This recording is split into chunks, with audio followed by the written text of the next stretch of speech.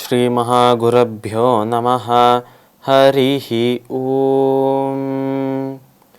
சதாசிவசமாரம்பாம் சங்கராச்சார்யமத்யமாம் அஸ்மதாச்சார்யபர்யந்தாம் வந்தே குரு பரம்பராம். GeM TV நண்பர்களுக்கு எனது வணக்கங்கள். இன்றைய நாள் அனைவருக்கும் இனிய நாளாக அமைய எல்லாம் வல்ல இறைவனை வேண்டி இன்றைய எம்மதமும் நம்மதமே நிகழ்ச்சிக்கு செல்வோம். இன்னைக்கு நம்ம ஸ்ரீமத் பகவத்கீதையிலேருந்து ஒரு ஸ்லோகத்தை விரிவான விளக்கத்துடன் பார்ப்போம்.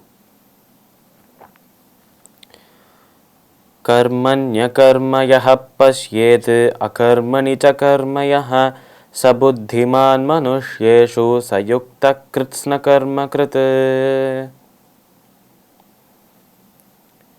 இந்த ஸ்லோகம் ஸ்ரீமத் பகவத்கீதையின் 4வது அத்தியாயமான ஞான கர்ம சந்நியாச யோகத்தின் 18வது ஸ்லோகம். இந்த ஸ்லோகத்தில் நம்ம கிருஷ்ணர் அர்ஜுனனை பார்த்து சொல்றார், கர்மயோகம் என்பது இதை கடந்து செல்வது, இந்த பாதை என்பது ஒரு ஆழமான கடலை போன்றது என்று கிருஷ்ணர் ஏற்கனவே சொன்னார். இந்த ஆழமான கடலை கடந்து போகிறது ரொம்ப கஷ்டமானது. அந்த ஒரு பாதையை சுருக்கமாக சொல்லணும் என்றால் இதில் என்னென்ன கற்றுக்க போகிறோம், இந்த கர்மயோகம் என்றால் என்ன என்பதை கற்றுக்கணும்னா 3 முக்கியமான விஷயங்கள் தெரியணும் என்று கிருஷ்ணர் சொன்னார். அதுதான் கர்மா, விகர்மா, அகர்மா என்று சொன்னார் நம்ம கிருஷ்ணர். அதன் விளக்கங்கள் அது என்ன என்பதை நம்ம நேற்றே பார்த்தோம். அதன் ஒரு தொடர்ச்சியாக தான் நம்ம கிருஷ்ணர் இப்போ அர்ஜுனனை பார்த்து சொல்கிறாராம். கர்மண்ய கர்மயஹ பஷ்யேத் அகர்மணி ச கர்மயஹ சபுத்திமான் மனுஷ்யேஷு சயுக்த கிருத்ஸ்ன கர்ம கிருத் என்று கிருஷ்ணர் அர்ஜுனனை பார்த்து சொல்கிறார்.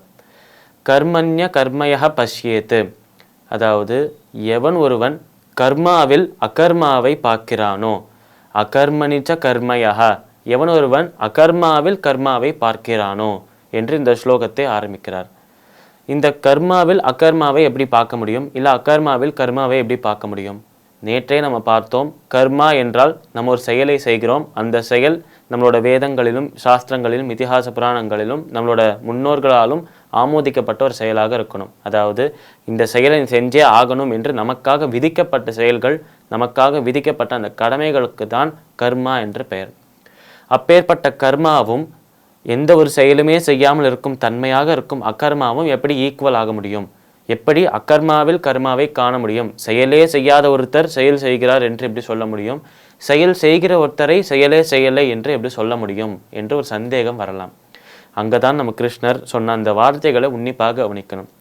கர்மண்ய கர்மயஹ பஷ்யேத், அதாவது கர்மா, யார் ஒருவர் கர்மா செய்கிறார்கள், அந்த கர்மா செய்தாலும் அவர்கள் கர்மாவே செய்யலை என்று யார் உணர்றாலோ, கர்மண்ய கர்மயஹ பஷ்யேத் அகர்மணிச்ச கர்மயஹ, எந்த ஒரு செயலுமே செய்யலனாலும் செயல்களை செய்கிறார்கள் என்று யார் உணர்கிறாரோ, சபுத்திமான் மனுஷ்யேஷு, அப்பேற்பட்ட மனிதர்களை புத்திமான், அதாவது அறிவாளிகள் என்று சொல்கிறோம்.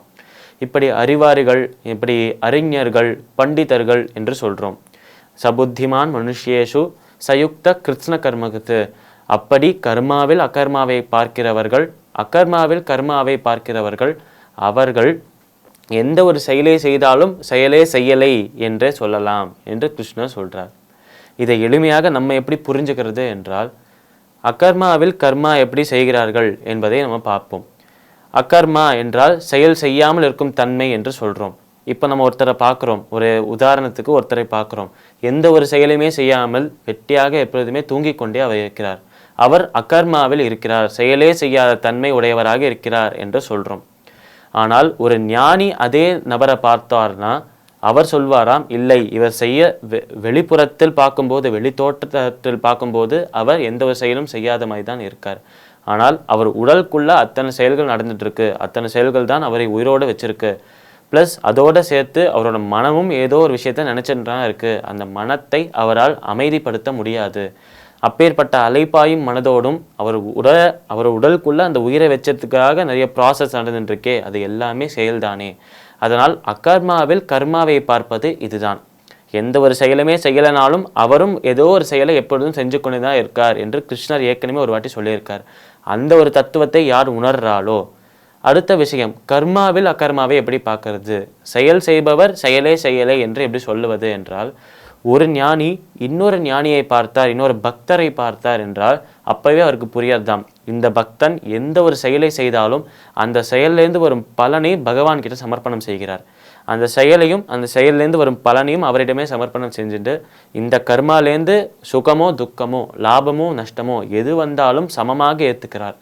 அப்பேற்பட்ட கர்மத்தை பின்பற்றும் கர்மயோகி எந்த ஒரு செயலை செய்தாலும் அந்த செயலுக்கான அந்த ஒரு உரிமையை, அந்த செயல் மீது இருக்கும் அவரோட அதிகாரத்தை அவர் ஏற்றுக்கொள்வதில்லை. அதனால் அவர் அந்த செயலை செய்வதில்லை என்று அழகாக ஒரு உதாரணத்தோடு வர்றது. அதனால் எந்த ஒரு செயலுமே செய்யலனாலும் நம்ம மனம் ஏதோ ஒரு விஷயத்த செஞ்சுட்டே இருக்கு. இதுதான் அகர்மாவில் கர்மாவை பார்ப்பது.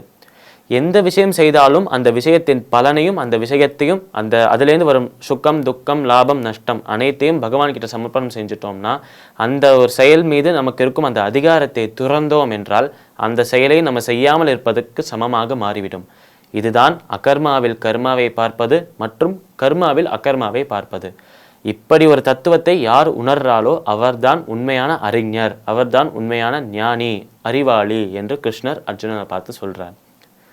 பகவத்கீதையின் 4வது அத்தியாயமான ஞான கர்ம சந்நியாச யோகத்தின் 18வது ஸ்லோகத்தின் விளக்கம் இதுவே. மீண்டும் நாளை சந்திப்போம். நன்றி, வணக்கம்.